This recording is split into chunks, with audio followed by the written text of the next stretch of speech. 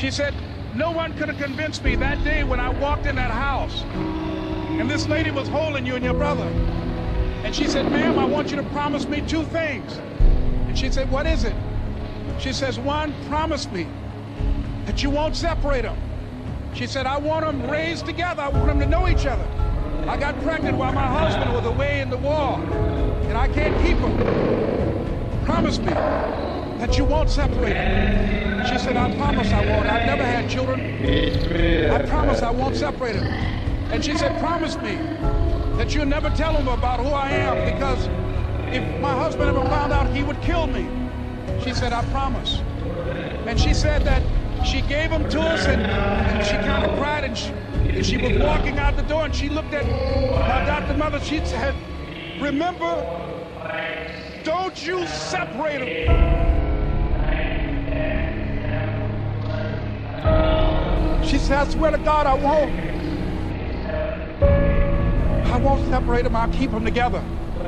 And she said, as I held y'all in my arms, I never had any children of my own. I didn't know how I was going to do it, but I knew with the help of God, I would do it. And ladies and gentlemen, my mother had a dream of having children and raising us. She didn't know how she was going to do it.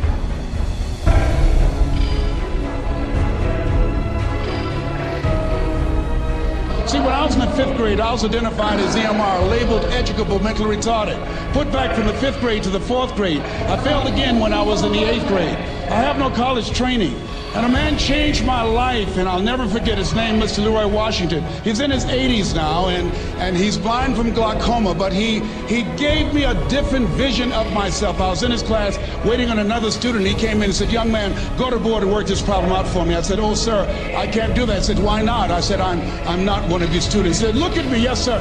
Go to the board and work the problem out anyhow. I said, sir, I can't do that. He said, why? I said, sir, because I'm educable mentally retarded, sir. I'm in special education. And the students started laughing. They said, that's Leslie. That's not Wesley. He's DT. Wesley is the smart twin. He said, what does DT stand for? I said, I'm the dumb twin, sir. And as the students laughed at me, he came from behind his desk, he looked at me and he said, don't you ever say that again. Someone's opinion of you does not have to become your reality.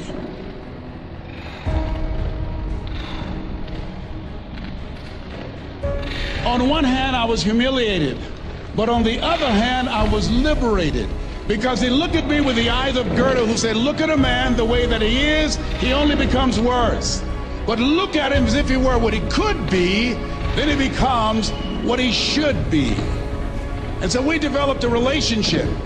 And one of the things that I can just tell you as you think about your goals and dreams, all of us can say in a spirit of integrity that it's possible. That if anybody at any point in time lived their dream, then it's possible that I can live mine. And what I did was, I made a mistake. I looked at my goals and dreams, and my mind said, how will you do that? I went from my heart to my mind, and I stayed up there for 14 years. 14 years. I can't bring those 14 years back. Those years are gone. And I've made a mission in my life to help people to stop putting it off and procrastinating.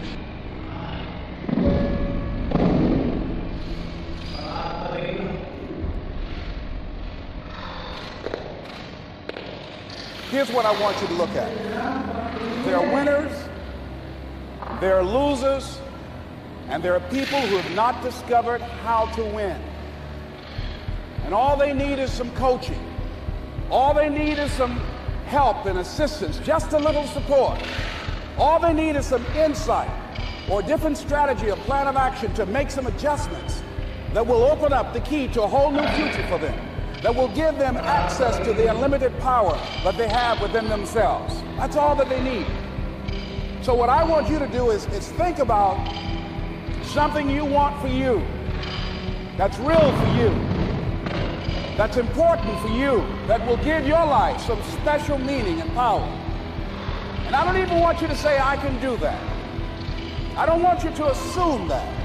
See, 5 years ago, when I started out in this area, I would not have been able to make the mental leap that I would be up to where I am right now. I don't want you to begin to just psych yourself out. No. I want you to be able to say something to yourself that will enable you to maintain a level of integrity with yourself. That when you say this, even when you face tremendous setbacks, it will be a benchmark to keep you in the game, to keep you moving forward and experimenting and readjusting.